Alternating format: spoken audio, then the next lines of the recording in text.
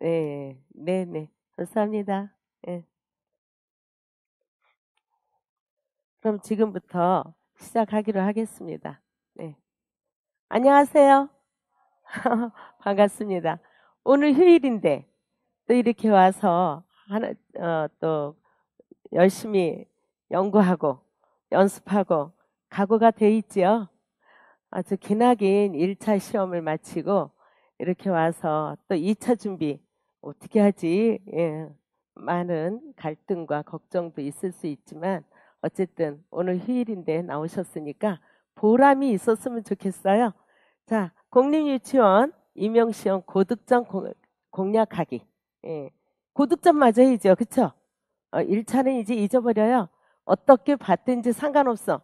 어, 내가 유치원 교사로서 공립을 공략을 안 하려면 모르겠지만 앞으로도 계속 내가 공립 교사가 돼야 되겠다라는 생각을 가진 분이라면 2차 시험 열심히 해서 1차 합격 소식과 함께 2차로 딱 뒤집어 버리자고요. 할 수 있나요? 그렇게 해보려고 모였죠. 네. 그래서 제목도 제가 주제도 공략하기라고 그랬어요. 공략해서 쳐 들어가야 돼요. 그래서 이겨야지. 그렇죠? 예. 그래서 여러분들의 합격을 기대하면서 여러분의 꿈을 펼치라고 제가 응원합니다. 다 우리 박수하고 시작하기로 하겠습니다. 제 이름은 오한숙이에요. 예. 아셔요? 제 이름은 오한숙입니다. 지금부터 여러분들하고 호흡을 같이 하면서 할 거예요. 같이 상호작용 애기들하고 할 때 가만히 앉아있으면 선생님이 이야기할 맛 나나요? 안 나죠. 예. 그러니까 우리 유치원 교사는 특히 상호작용을 잘하고 리액션도 잘해야 정말 아이들한테 사랑받는 그런 교사가 될 수 있거든요. 그리고 2차 수업 실현이나 이런 데서도 그런 게 습관화가 돼 있어야 나도 모르게 부지불식간에 그런 그 상호작용이 더 원활하게 잘 나와요. 그러니까 지금 이 시간도 그 연습한다 생각하고 제가 얘기할 때 리액션 하면서 하기로 하겠습니다. 예.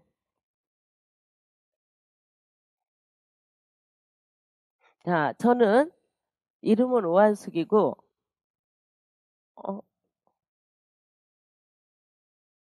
어, 제가 교사 경력부터요. 평생을 여기까지 왔어요. 그리고 서울특별시 교육청에 장학사, 또 장학관, 유아교육진흥원 원장 해가지고 전문직만 17년을 했어요. 그러다 보니까 수업에 어떤 때는 이 임용고시 공립교사 뽑기 위해서 또 시험에 관여하기도 하고 문제도 내보기도 하고 그러면서 지내왔습니다. 지금 여러분들이 하이패스 책 보고 계시죠? 그 하이패스 책의 저자가 저하고 조학교 교수님인데 제가 이제 이번에 수업 실현 과정하는 거에 강의를 하게 됐습니다. 그 외에도 유치원 컨설팅, 교육과정 컨설팅을 가서 선생님들의 그 수업을 한 거를 바로바로 피드백해 주는 일을 장학사 때로부터 현장에 원장으로 있을 때, 원감으로 있을 때, 또 지금도 대학에서 학생들을 후진 양성, 여러분들의 후배를 가리키면서 수업의 피드백을 계속 해오고 있어요. 그리고 전문직 시험 이런 데서도 수업 실현한 걸 보고 전문직들이 평가하는 일을 해야 되거든요. 그러니까 그런 것도 가리키기도 하고 그래서 이 수업만큼 피드백은 그래도 자신 있게 하지 않나 이렇게 자부심을 가지고 있습니다. 그러면 여러분들이 여기 오셨는데 정말 힘들었어 1차. 지금 여기 계신 스승님들이나 지금 이 시간에 컴퓨터 앞에서 인강을 듣고 계시는 스승님들 모두가 1차 시험 부담감이 꽤 컸을 거예요. 그래서 2차 시험에 대해서는 아예 생각도 못하고 1차 준비에 매진했죠.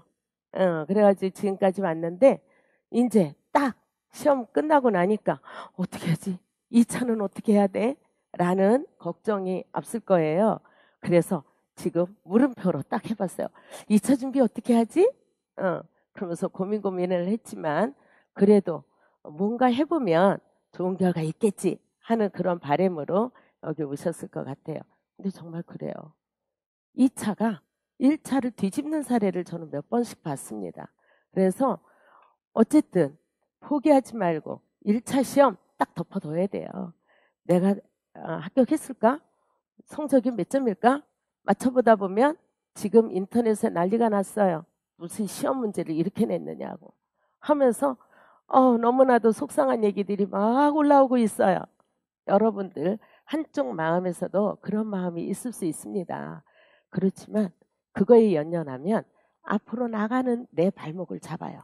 그렇기 때문에 거기에 발목 잡히는 여러분 되지 말고 나중에 야 정말 해냈어 하는 감탄사를 이렇게 할 수 있도록 했으면 좋겠습니다.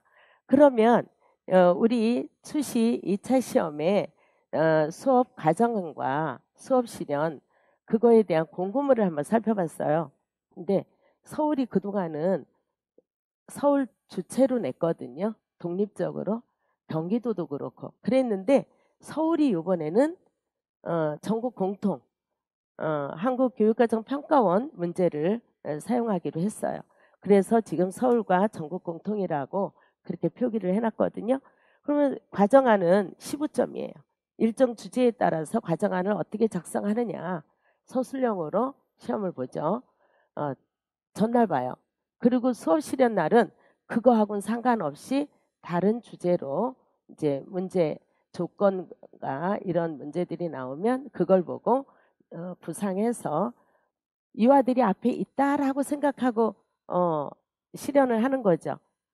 완전히 입으로만 하는 거예요.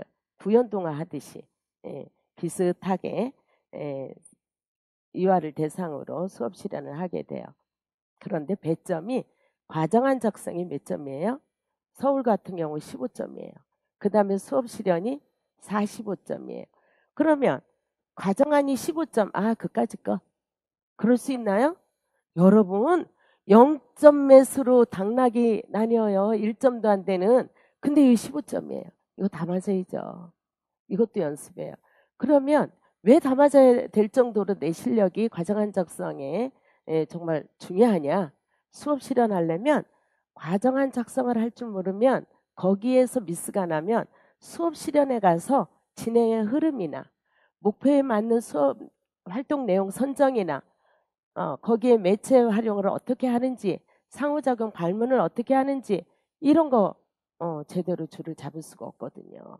그래서 여러분들이 수업 실현 연습도 연습이지만 기초적인 과정한 연습을 많이 해야 돼요. 그럼 경기도 보세요. 경기도 같은 경우는 수업 실현과 수업 나눔이에요. 배점이 어때요? 30점씩 똑같아요. 그럼 수업 나눔도 많이 중요하죠. 그러면 경기도에 지금 과정안이 없어요. 과정안 쓰기가. 아까 얘기했죠, 제가. 과정안이 제대로 안 돼 있으면 수업 실현이 질이 높을 수가 없습니다. 그래서 먼저 경기도 시험 보시는 분들이 계시면 경기도만이 아니라 전국에 이 임용고시를 임용시험을 보시는 모든 분들은 제일 먼저 과정안 쓰기에 열심을 다해야 되겠어요. 그래서 좋은 과정안들이 있으면 그걸 분석해보고 배우고 할 텐데 앞으로 그 분석해서 어떻게 작성을 해야 되는지 요령에 대해서는 저하고 같이 할 겁니다. 그래서 교사로서 학습 지도할 때 상호작용 발문을 얼마나 잘하는지 그 내용들을 얼마나 흥미있게 아이들이 몰입해서 들을 수 있도록 전달을 하는지 이런 의사소통 능력을 수업 실현에서 보게 돼요. 인천하고 대구도 단독으로 출제하겠다 그래서 단독으로 나와요. 그러면 인천은 지금 보면 교수학습 작성이 10점, 수업 실현이 40점이에요. 그런데 이렇게 점수들이 교육청마다 다르잖아요. 무조건 우리는 만점 맞아야 돼요. 그렇기 때문에 점수에 상관하지 말고 그 내용들을 아주 정말 열심히 분석해서 연습해가지고 만점자가 될 수 있도록 해야죠. 대구 같은 경우는 수업 실현을 지금 보면 구술형으로 지금 시험을 보죠. 대구가 구술령인데 보면은 대구에 수업 설계를 한다고 했어요. 그럼 다 구술령이라고 돼 있어요. 그럼 수업 설계를 어떻게 한다는 거예요? 말로 한다는 거예요.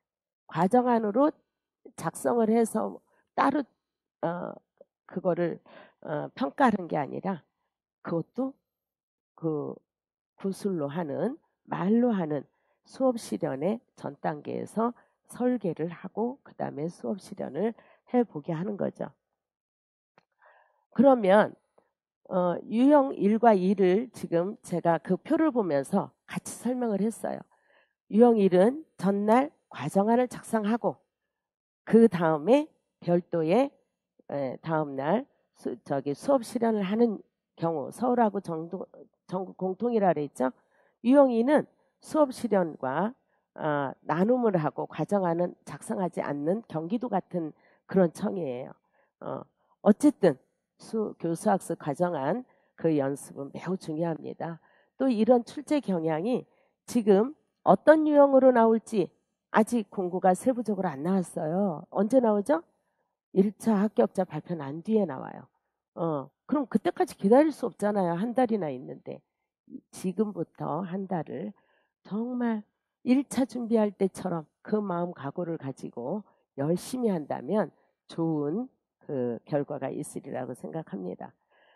제가 합격 수기 하나를 소개하겠어요. 2차가 1차를 뒤집었다고.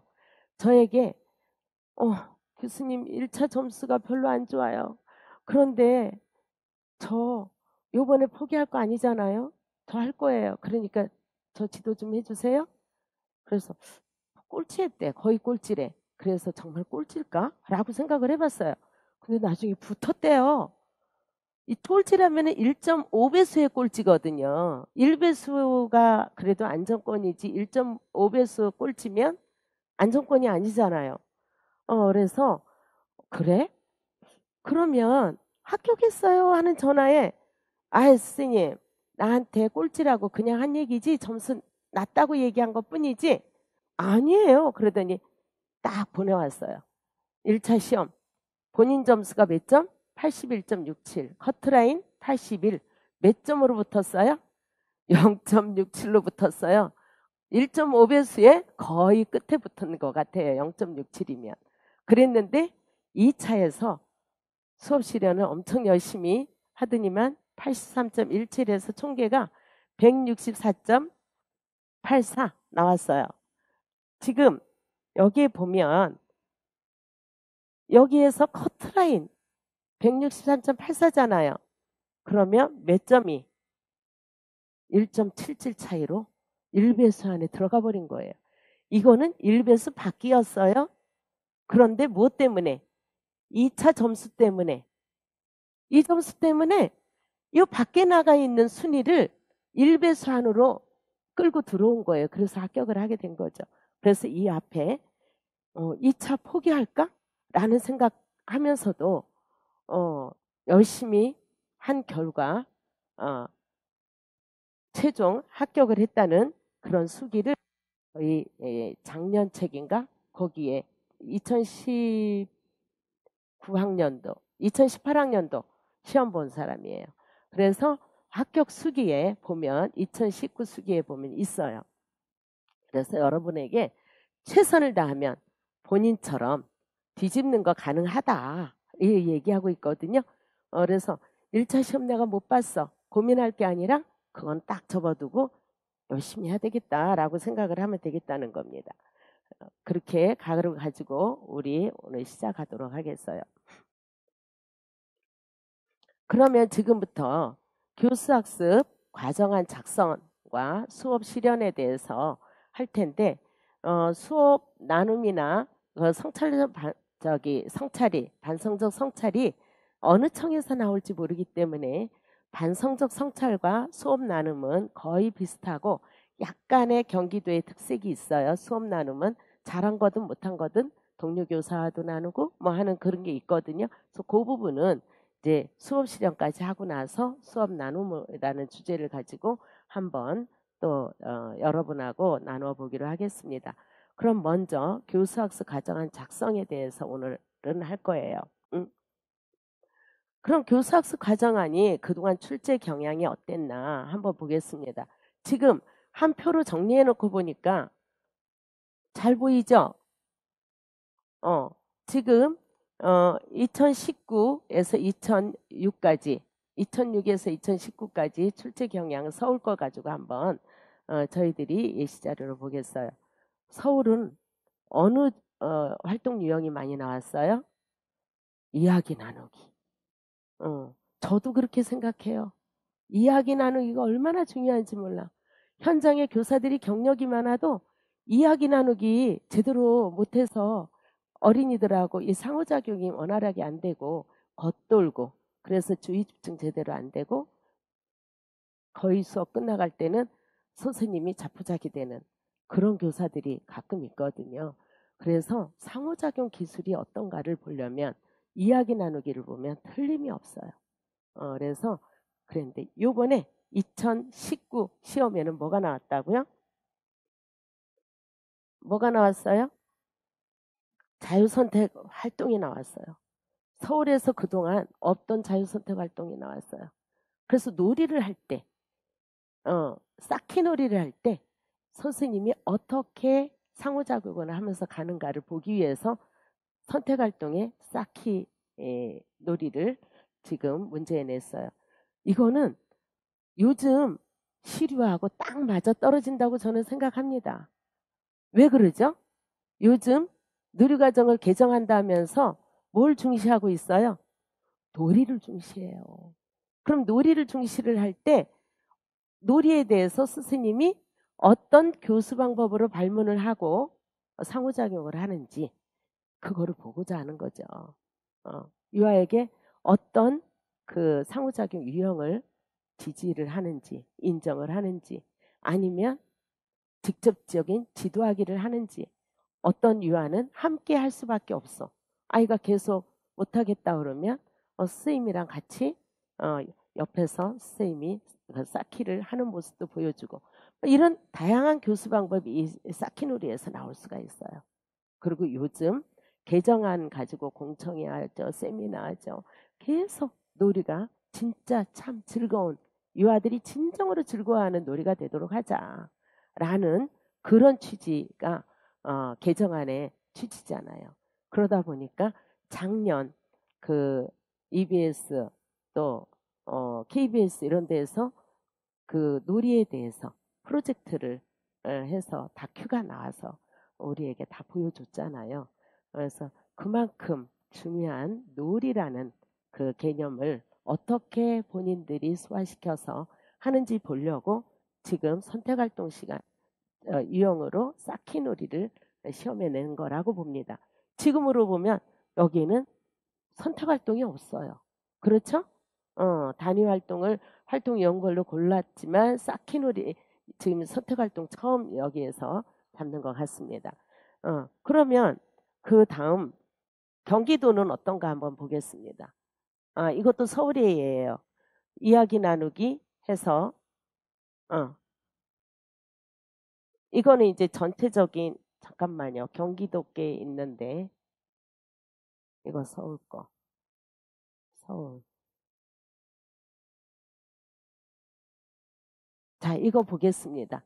경기 여기 있는데 지금 이야기 나누기는 경기는 별로 출제를 하지 않았어요.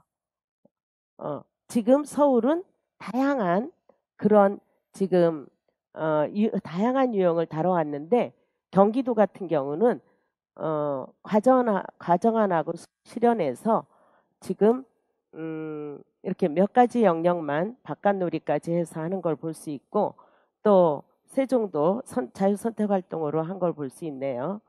자, 경기 자유선택활동에 서울이 처음이에요. 2019가 지금 채소밭을 구성하기로 해서 처음 나왔고 경기도는 2010, 2016, 2018에서 보면은 자유선택활동이 쌓기 또 언어에서 두 가지 이렇게 해가지고 자유선택활동을 그래도 많이 내는 데가 경기도예요. 그래서 이런 부분들은 잘 참고하면 좋을 것 같습니다. 그럼 지금부터 출제 경향을 보면 예전에는 누리과정 지도서에 있는 그 문제 유형을 그대로 냈어요. 거기 주제도 그대로 활동하는 거. 그래서 우리 준비하시는 수험생들이 그거를 다, 그 책을 다 외우도록 할 정도로. 그래서 그렇게 외워서 하는데 그 누리과정 책자가 급히 만드느라고 그 3, 4, 5세의 연령간 수준이나 이런 게 조금 안 맞다 하는 부분들이 있긴 있어요. 그런데도 불구하고 우리 수험생들은 그대로 외우고 있거든요. 그리고 그거에 의해서 채점을 하게 되는 그런 일들이 있었는데 2017 학년도부터는 그 지도서의 활동을 그대로 내주지 않고 어떤 그 수업 주제는 비슷한 것 같은데 활동 유형을 바꿔서 낸다든가 이런 식으로 변형해서 출제하는 경향을 볼 수 있습니다. 그리고 또 생활 주제, 주제, 소주제에 연관돼서 내가 교육 내용을 선택하게 하는 것도 있고 또 주제도 내가 정하게 하는 것도 있고 또 교육청이나 유아교육진흥원 이런데 장학 자료와 연관되게 시험을 문제 내는 경우도 볼 수 있어요.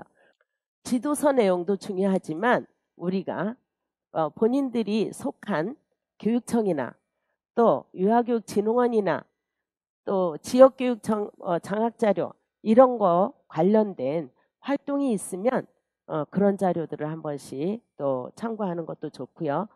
또 여기에 보면 창의인성 안전과 관련된 내용을 포함하는 상호정형을 하시오라고 발문에 포함하라고 그 조건에서 많이 명시를 하거든요. 그 다음에 뭐가 많이 나와요? 꼭 하나씩은 나와. 문제 상황 대처하는 능력을 평가한다 라는 게 나오고 있습니다. 그래서 여러분들은 유아들의 수업 중에 갈등이 일어나는 그런 것들을 잘 생각해야 돼요. 만약 이 강의를 들으시는 분 중에 경력교사가 있다면 이 문제 상황에 대해 예측하고 지도 방안을 찾는 거는 좀 수월할 수 있어요. 그런데 초수들, 이제 막 대학 졸업해가지고 초수를 보는 선생님들은 이 현장 경험이 적기 때문에 이 문제 상황을 찾아내는 거와 또 그거에 대한 대처하는 능력 이런 것들이 좀 부족할 수 있거든요. 그러면 어떻게 할까요? 경력 교사하고 같이 찾아가는 거예요. 그래서 문제 상황을 어떻게 지도하는지 같이 이야기하다 보면 그게 이제 내 거가 되는 거죠. 그래서 어떤 문제 상황이 되든지 간에 그거는 극복을 할 수 있고 그 지도 방안을 잘 찾아낼 수 있어요. 그런데 이번에 여러분들이 저하고 이렇게 수업을 듣기 때문에 이 예시 자료를 정리한 게 있어요. 일단은 여러분들한테 다 제공할 거예요. 그럼 그걸 보면서 내가 쉽게 이해할 수 있는 걸로 한 번 더 써보면 그거 한 번만 더 써보면 그거를 남의 거를 외우려면 힘들어요. 남의 거를 외우는 거는 별 느낌 없이 내가 암기해서 나중에 풀어내려고 인풋 아웃풋 그것만 생각하고 외우는 거잖아요. 그런데 자기가 내 걸로 표를 놓고 옆에 제가 드리는 자료를 보면서 내 걸 만들어 보면 한 번만 만들어 보면 잊혀지지 않게 잘 활용할 수 있을 거예요. 그럼 앞으로 향후 출제 경향은 어떨 것이냐. 지금 요 전에 서울이 놀이를 보느라고 쌓기놀이를 한 것 같다라고 제가 분석을 했는데 여러분 생각 어때요?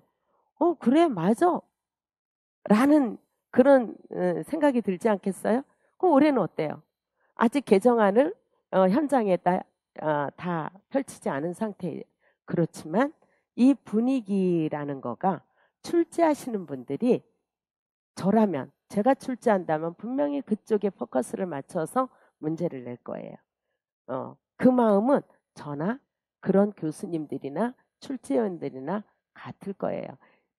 지금 이렇게 놀이의 중요성을 계속 강조하고 부각시키는데 이 수험자가 얼마나 거기에 대한 인식이 있는가 생각을 하고 있는가 그것 때문에 그쪽으로 가지 않겠냐. 그리고 유아 중심의 발문으로 해서 그 수험생의 발문을 평가하는 그런 쪽으로 갈 것 같습니다. 그래서 교사의 자기주도적인 게 굉장히 심한 교사는 유아들에게 지시적인 그런 이야기를 많이 해요. 지시형을 많이 쓰죠. 그래서 본인의 이런 것들을 그 발문을 녹음해 놓고 내가 어떤 지시어를 많이 쓰는지 이런 걸 보면서 고쳐볼 필요도 있죠. 그게 향후 출제 경향하고 맞물 거라 생각해요.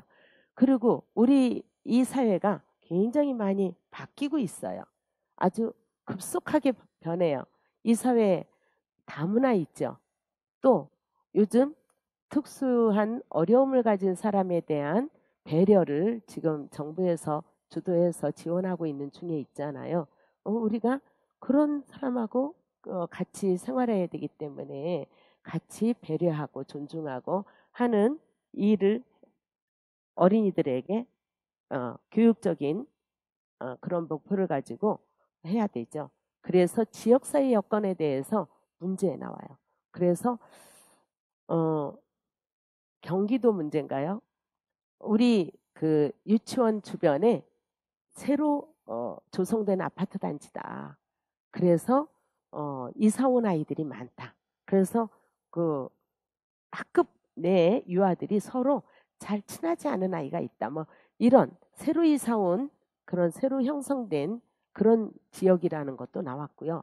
그러면 또 뭐가 나올 수 있어요? 안전이면 옆에 커다란 공사가 진행 중인 어떤 현장이 있다든가 그런 조건들도 여기에 포함될 수 있는 거예요. 그래서 다문화 또 새로 형성된 신도시 또 어떤 어려움이 있는 그런 유아들이 많이 있는 포함되는 내 학급에 그런 유아가 있다고 생각하고 해봐라 라는 어떤 그런 내용들이 조건으로 많이 포함될 수 있습니다.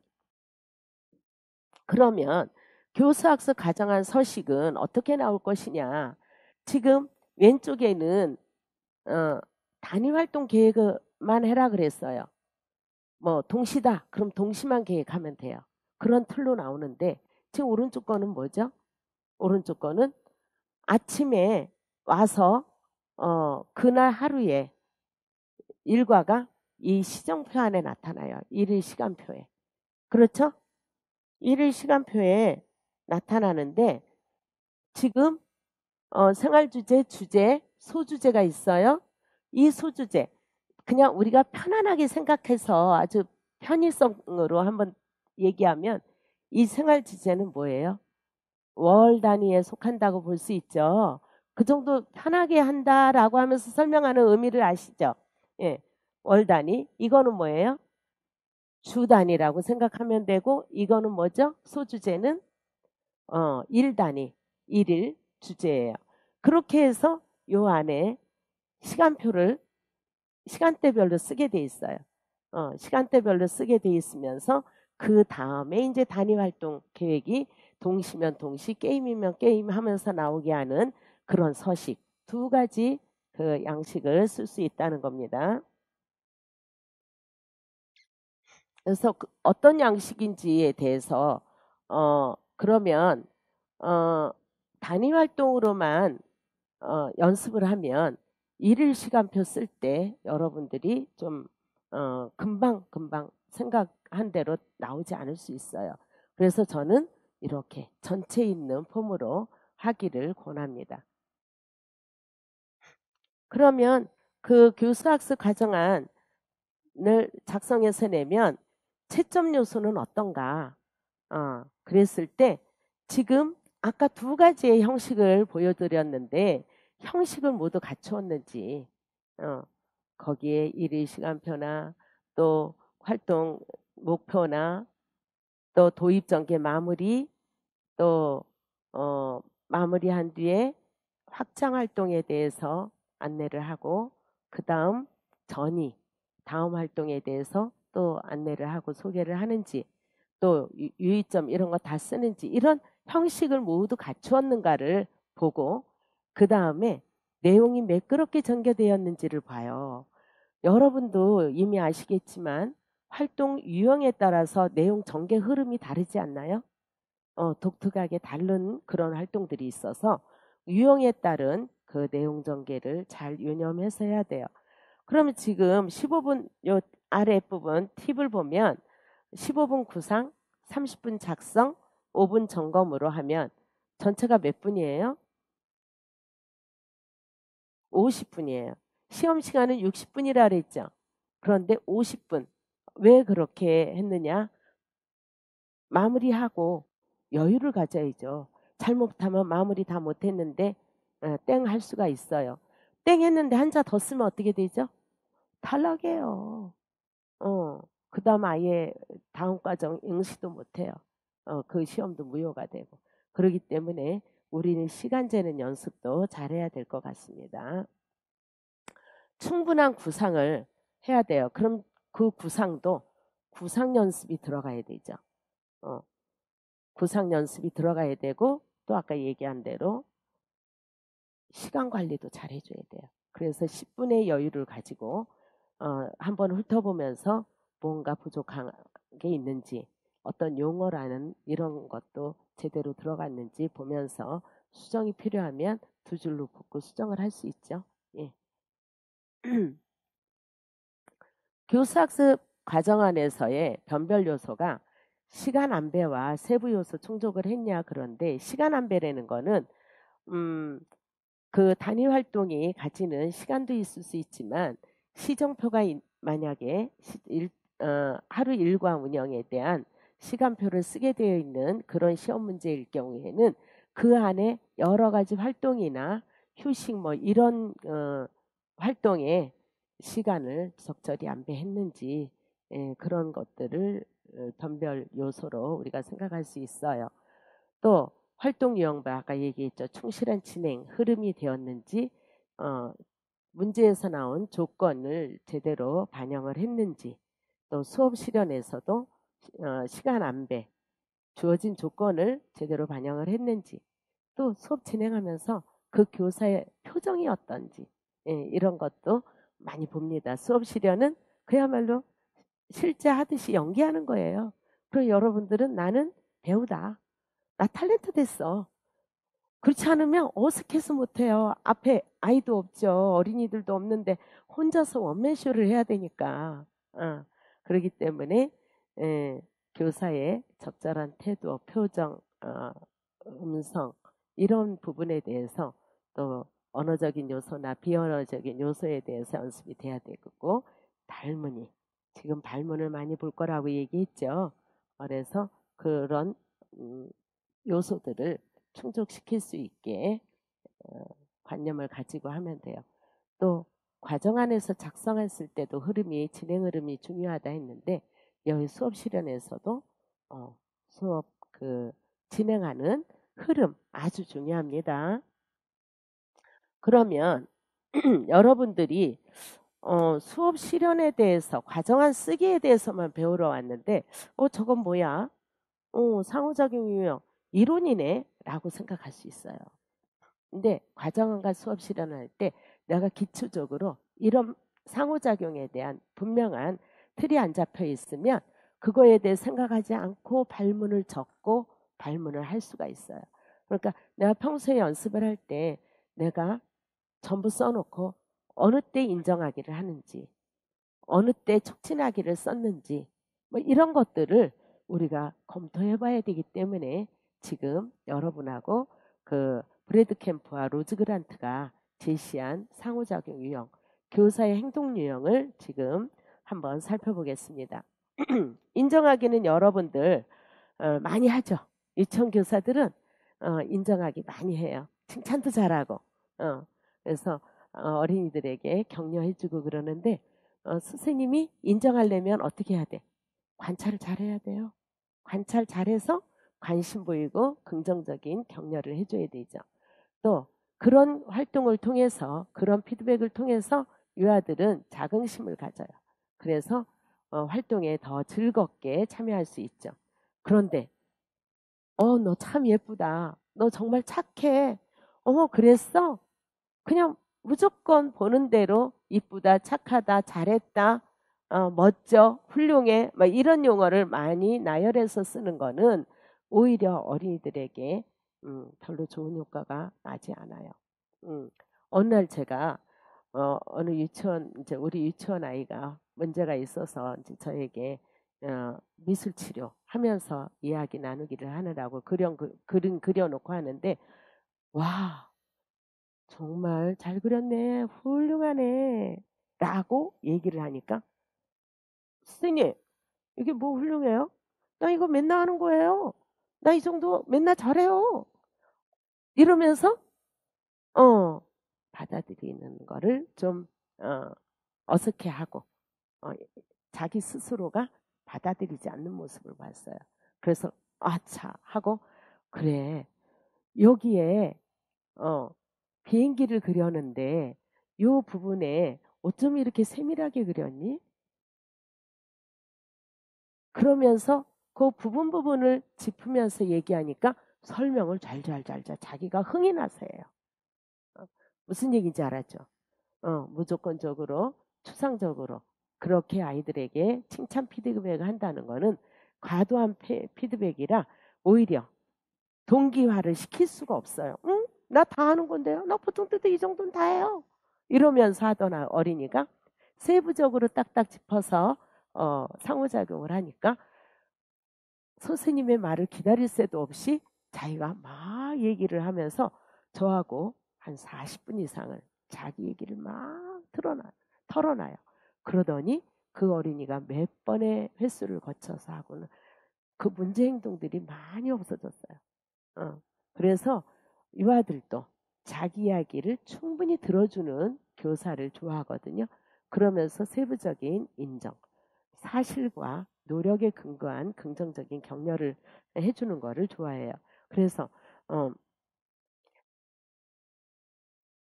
칭찬할 때 구체적으로 와 처음에는 힘들어서 못하겠다고 하더니만 그래도 끝까지 해냈네 라는 열심히 하더니만 마침내 해냈네요. 와 그러면 어떨까? 자기의 노력한 게 인정이 됐죠. 그러니까 그런 식으로 노력을 인정을 할 건지 우리가 어린이의 활동 결과에만 초점을 두지 말고 중간 과정에 초점을 두자는 얘기는 여러분들이 많이 들어봤잖아요. 그러니까 과정안을 쓰거나 수업 실현을 할 때 그런 말들이 들어가는 상호작용이 여러분들에게 감점을 안 당하는 지금 이런 교수안이나 수업 실현은 점수를 플러스 가기보다는 만점에서 마이너스 감점 요소를 찾아서 마이너스를 해가니까 웬만하면 내가 만점 받아야지 감점 요소를 당하지 않도록 조심하는 게 중요하다고 생각합니다. 그 다음에 그런 인정하기를 하려면 어떤 수업에서 많이 이루어지느냐 유아의 작품 또 이야기하는 거 또 어린이들의 그 행동 작품 활동 만드는 그 과정 이런 데서 구체적인 칭찬을 해주면 어린이들이 더 힘이 나서 열심히 노력하고 자기 이야기도 더 재미있게 많이 하는 거를 알 수 있어요. 그래서 활동 유형마다 다양하게 사용하면 좋을 것 같습니다. 그 다음 모범 보이기. 지시적 모범 보이기는 시범 보이기의 형태인 경우가 많아요. 그런데 비지시적인 모범 보기는 암시적인 성격이 있어요. 선생님이 우리 어린이들이 잘하려면 선생님이 어떻게 해야 되죠? 모범 보여야 된다고 금방 나왔어요. 예, 모범 보이기. 그러면 모범을 일부러 그 아이 앞에 가서 막 가서 모범을 보이려고 하면 상황도 어색하고 그러잖아요. 평소에 우리 어린이들은 엄마의 뒷모습을 보고 배운다 하잖아요. 교사의 뒷모습을 보고 배워요. 그래서 수업 시간에 목청을 높여서 아주 큰 소리로 수업하는 그 교사의 방에 가면 밖에서도 들려요. 어린이들이 선택활동할 시간 보면 엄청 목소리 높여서들 이야기하는 거를 볼 수 있어요. 그러면 이제 제가 그 방에 살짝 가서 톤을 조금 낮추라 그러면 선생님이 톤을 낮춰버리면 어린이들도 좀 변화하는 걸 볼 수 있거든요. 그래서 선생님들이 어린이들에게 인사 잘하기를 지도를 해야 되겠다라는 생각을 가진 스승님이라면 어떻게 할까요? 먼저 어린이들 만나면 인사하고, 어른들, 부모님 만나도 인사하고, 그냥 수시로, 조리사 선생님을 만나도 인사 잘하고, 이렇게 한다면 어린이들도 행동까지 하면서 인사 잘할 거예요. 여러분들, 배꼽 인사! 그러면서 얘기하죠. 그래서 아주 자세까지 이렇게 하고, 인사 잘하도록 하잖아요. 그러려면, 어쨌든 선생님들이 모범을 보이는 평소에 그런 행동이 있어야 어린이들이 자발적으로 할 수 있어요. 그래서 이 모범 보이기에는 평소 그 기본생활 습관 지도 이런 거를 위해서 많이 효과적이에요. 그 다음에 촉진하기 보겠습니다. 촉진하기는 학습 준비가 되었을 때 다음 단계에 도달하도록 유아에게 일시적인 도움을 주는 거예요. 그때그때 촉진을 한다는 거죠. 같이 함께 오래 있는 게 아니라. 그래서 활동하는 중에 어린이가 조금 망설망설하거나 이러면 어떤 것이 문제인지 선생님이 개입해야 될 시기를 잘 알아서 잠시 들어가서 그래 또 다른 방법을 쓸까 하면서 하는 거예요. 그러면 뭐냐면 지금 예시가 자전거 뒤를 잡아주는 걸로 했잖아요. 예시로 나와 있죠. 그럼 어린이들이 처음 두발 자전거 또 그 바퀴 뛰고 뭐 이러려면 비틀비틀 균형을 못 잡을 때 그러면 선생님이 잠깐 잡아준다거나 그러면 어린이들이 이제 그만 놓으세요 하는 때 있어요. 그래서 어린이하고 같이 상호작용을 하면서 하는데 이 그 촉진하기는 유아에게 많이 주도권이 있어요. 선생님 좀 잡아줄까? 그러면 예 아니오를 한 뒤에 이제 그만요 어린이들이 하죠. 그래서 그런 최소한의 개입으로 유아가 학습을 잘할 수 있도록 지금 단계보다 조금 높이 다음 단계로 도달할 수 있는 일시적인 도움의 행동이에요.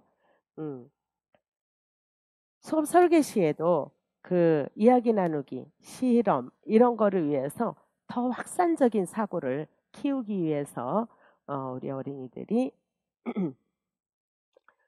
발문을 통해서 생각을 많이 하도록 하는 그러한 촉진의 방법을 사용하는 거 좋겠습니다. 그 다음에 지원하기. 촉진하기하고는 유사하지만 교사의 참여도가 좀 더 많이 있는 거예요. 도움이 필요하지 않을 때까지 계속 지원해주는 그런 행동으로 보면 되겠습니다. 그래서 지원하기에는 선생님이 자료도 지원할 수 있고 방법도 지원할 수 있어서 지속적으로 그렇게 지원하게 됩니다. 그 다음 보겠습니다. 지지하기. 지원하기하고 지지하기하고 비슷한 것 같아 이러고 생각하는데 이건 이제 비계 설정하기로 생각하면 돼요. 우리 그 건물을 건축할 때 보면 건축하시는 그 일하시는 분들이 건물 밖에다가 비계 설정을 하잖아요. 그래서 밖에서 뭐 벽돌을 쌓는다거나 미장을 한다거나 하려면 떨어질까 봐 창가에 매달려서는 못하잖아요. 일을 원활하게 하려면. 그래서 비계를 설정해 놓고 안전하게 해놓고 거기에 올라서서 하면 훨씬 도움이 되잖아요. 그것처럼 이 비계 설정하기는 유아하고 상호작용할 때 지지하기는 비계 설정하고 같은 내용이다라고 얘기했죠. 유아가 하고 싶은데 도움 없이는 하기 어려울 때 선생님이나 성인들이 도와주는 거예요. 그래서 좀 더 많이 아는 사람이 그 활동을 해본 사람들이 어떤 기대하는 교사가 기대하는 것보다 유아가 어떻게 하기를 원하는 그러한 기대 능력에 도달할 수 있도록 도와주는 거거든요. 그래서 그 과제를 잘 수행할 수 있도록 도와주는 건데 그랬을 적에 이 아이하고 도움을 주는 그 대상하고의 사이에는 근접 발달 지대 있다는 거 알죠? 그래서 잠재력은 이미 있어요. 그런데 아직 그거를 자기가 못 꺼내가는 거야. 그래서 옆에서 도움을 줄 수 있는 성인이나 아니면 유능한 또래나 그렇게 해서 지지를 해준다면 현재의 능력에 어느 정도 도달하면 그 다음 수준으로 넘어가기가 쉽고 잠재되어 있는 능력도 쉽게 에, 이끌어내 줄 수 있는 거예요. 그래서 교사가 어떻게 해볼까? 지금 네가 연결하는 그 다리가 지금 여기 예시에 있어요. 다리가 어떻게 하면 더 제대로 되어질까? 어떤 블록을 놓으면 이 다리가 내가 생각한 대로 다리가 잘 놓아질까? 라는 이야기를 하면서 같이 프로젝트를 수행하면서 교사가 공동학습 교사가 같이 지원을 하면서 그러니까 지지하면서 도움을 주는 거예요. 그러면 10이 넘는 수까지 더 해볼 수 있니? 그 다음 해볼 수 있니? 해서 조금씩 더 높은 수준으로 동기화돼서 갈 수 있도록 교사도 제안할 수 있는 거죠. 함께 구성하기는 어떤 프로젝트를 교사와 함께 수행하는 거를 얘기하면서 교사도 하고 학습자도 하고 유아도 하고 그래서 공동학습자가 되는 거예요. 그래서 동시에 교사의 역할을 하면서도 학습자가 될 수 있는 거. 그래서 함께 배우고 함께 그 문제를 해결해 나가는 그런 과정의 상호작용이라고 보면 되겠습니다. 그 다음에 함께 구성하기는 선생님하고 함께 구성하기는 함께 하는 거죠. 그래서 구성물을 만들 때 어린이가 블록으로 구성물을 만들면서 선생님 나 잘 못하겠어요 할 때 선생님이 가서 어린이 작품에다가 같이 구성하기보다는 그래 그럼 선생님도 한번 해볼까? 그러면서 옆에 앉아서 하다 보면 우리 어린이가 그거를 보면서 오 저렇게 하면 되겠구나 그러면서 아이디어를 얻어서 하는 경우가 있고요. 또 그거보다도 더 자신감이 없고 하나는 선생님 나 그래도 모르겠어요. 그러면 어떻게 할까요? 그럼 선생님이 한번 도와줘 볼까? 그러면서 그 어린이의 구조물에 같이 할 수도 있긴 해요. 그 다음에 역할을 역할놀이 영역 뭐 이런 거 할 때 보면 동극하고 할 때 대본 만들기 여러분들 해보셨죠? 어렵죠? 대본 만들기 아이들 보고 그래 너희들끼리 한번 대본 만들어 봐. 그럼 대본 잘 만들어질까요? 잘 안 만들어져요. 그러니까 유아하고 교사가 같이 상호작용을 하면서 그 대본을 그래 그 다음 동화에서 무슨 얘기가 나왔었지? 그래 그 다음 그거는 그러면 어떻게 우리가 대화하는 것처럼 진짜 말하는 것처럼 그 말을 고쳐볼까? 뭐 이러면서 같이 대본을 구성해가는 거를 함께 구성하기 상호작용이라고 보면 되겠습니다. 그래서 의견을 서로 상호 이렇게 교류를 하면서 하는 거예요. 그 다음에 이제 시범 보이기. 시범 보이기는 여러분들이 어느 활동에서 제일 많이 하죠? 신체 표현, 게임, 신체 활동, 체육 쪽. 신체 표현 쪽보다는 신체 활동 쪽. 그래서 체육 쪽은 시범 보이기를 많이 하죠. 왜? 잘못 움직이면 위험할 수도 있고 또 어떻게 움직여야 되는지 그 움직임에 대한 그거를 바로 보여주려면 정확하게 보여주려면 선생님의 시범 그 다음에 누구 시범 또 보여주죠. 유아의 시범도 보여줘요. 그래서 어떤 활동을 할 때 바람직한 행동으로 할 수 있도록 교사가 직접 활동을 보이는 거예요. 그런데 신체 표현 활동에서는 시범 보이나요? 왜 안 보일까요? 창의성 문제 때문에. 시범을 보이면 그 어린이들은 선생님이 한 모양 이상은 하려고 하지 않을 경우가 있어요. 따라하기만 하는. 그래서 창의적인 미술 활동에는 어떤 샘플, 완성품을 내어주지를 않아요. 신체 활동도 시범 보여주지 않고 그런데 게임할 때는 게임의 방법을 어린이들하고 얘기하다가 그거를 교사가 한번 이렇게 하는 거예요 하고 보여주고 또 우리 어린이 중에서 해보고 싶은 어린이, 우리 다른 친구들한테 보여줄 어린이 있어요? 하면 그 어린이가 나와서 하면 또 그 시범 보이기로 유아들의 이해를 도울 수 있죠. 그런데 그 유아의 시범을 보여주는 거가 어떤 효과가 있을까요? 어, 어린 유아들 입장에서는 성인이 저건 좀 선생님이니까 할 수 있을 것 같아? 라는 마음을 가질 수 있는데 자기하고 같은 한 반 학급의 어린이가 나와서 친구가 와서 시범을 보여주면 아 저렇게 하면 되겠구나 쉽게 받아들여져요.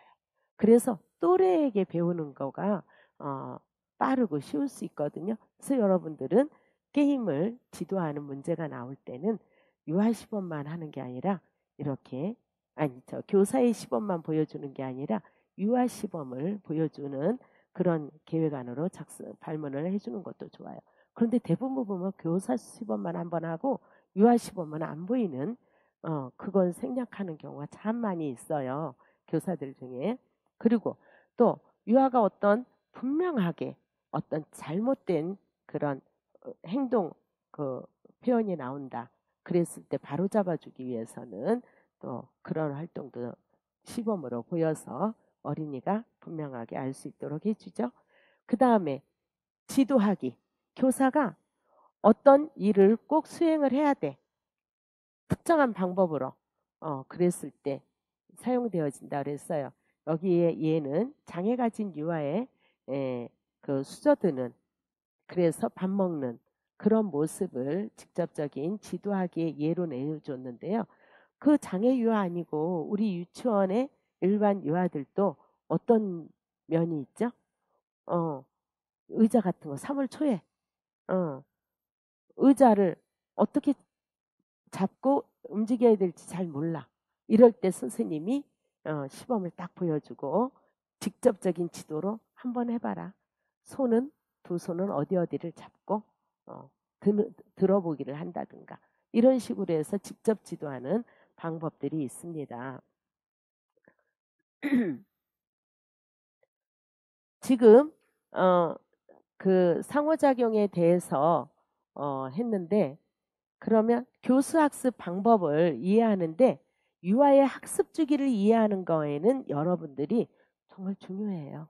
유아들의 학습 주기를 이해가 있어야 우리 이 어린이가 어느 단계에 지금 머물러 있는지 그래서 사키놀이에서도 보면은 선생님한테 도움을 청한다거나 선생님이 중간에 개입을 해서 촉진하기 뭐 지지하기 이런 거 할 때도 아이가 지금 어느 상태에 있는지 그래서 장학 자료도 서울에서 나왔었어요. 그래서 그 어느 단계인지 이거를 선생님이 관찰을 통해서 잘 알고 거기에 적재적소에 적절한 개입을 해주도록 하는 그런 상호작용 발문까지 해서 해준 그 자료들이 있거든요. 음, 그것처럼 지금 네 단계로 학습 주기를 나누어서 설명하겠습니다. 유아의 학습 주기가 인식, 탐색, 탐구, 적용 이렇게 네 단계가 네 단계에 의해서 학습 주기가 일어나서 어린이들이 학습을 하게 되는데 인식은 뭐예요? 보는 거예요. 말 그대로. 딱 첫 순간에 보고 느끼는 게 있죠. 저기 물병 있네. 그러면 물병이 있어서 목이 말랐는데 다른 거 많이 있는데도 뭐가 보이겠어요? 그 사람한테는 물병이 보이겠죠. 그럼 그 다음에 저거 내가 먹어도 되나 안 먹어야 되나 뭐 누구 건가 이런 생각이 오겠죠. 그런 것처럼 보자마자 첫 순간에 일어나는 인식이 단계가 있어요. 그래서 학습할 거리 내가 뭔가를 활동을 해야 되는데 그거에 대한 인식이 있는지 없는지 예, 유아가 인식하는 데서 그 학습이 이루어져요. 우리 유치원에 어린아이가 그 4세반 유아가 들어왔는데 어머님이 막 걱정을 해요. 제대로 놀지 못한다고. 그래서 창간실에 와서 창간을 하는데 그 어린이가 정말 혼자 앉아서 가만히 앉아 있어요. 어머니는 막 걱정이 돼. 왜 저렇게 혼자 앉아 있게 선생님이 가만두느냐고. 그래서 제가 중간에 어머니하고 상담을 계속 참관실에 같이 앉아서 어머니 조금 기다리세요. 지금 관망 중입니다. 뭔가 봤을 거예요. 지금 보고 있어요. 뭘 보고 있을까? 누구하고 놀까? 어떤 거 가지고 놀까? 여기는 지금 무슨 시간이고 뭐 하고 있나? 선생님도 봤다가 어린이도 봤다가 친구 옆에 장난감도 봤다가 여러 가지 볼 거예요. 인식의 단계가 있어요. 근데 인식하고 나면 그 다음에 거기에서 자기가 어떤 사건도 봤을 거고 어떤 놀잇감의 사물도 봤고 여러 가지 거기에서 이해되는 측면도 있을 거고 특성, 지금 여기 분위기 이런 거를 자기가 알아내는 탐색의 단계가 있어요. 그래서 자기가 모든 감각, 오감각을 통해서 그 어린이는 지금 눈으로 보고 귀로 듣고 그러면서 이 탐색을 하는데 우리가 어떤 학습거리가 있으면 오감각을 통해서 시각, 청각, 후각, 미각, 촉각 이런 걸 사용해서 우리 유아들은 학습한다 그러죠. 그래서 그 감각적으로 받아들여요. 감각적으로 탐색을 하기 시작해요. 그래서 자기만의 어떤 경험의 의미를 찾아 나가고 있고 구성해 나갑니다. 그래서 그 다음에 탐구하기를 보면요.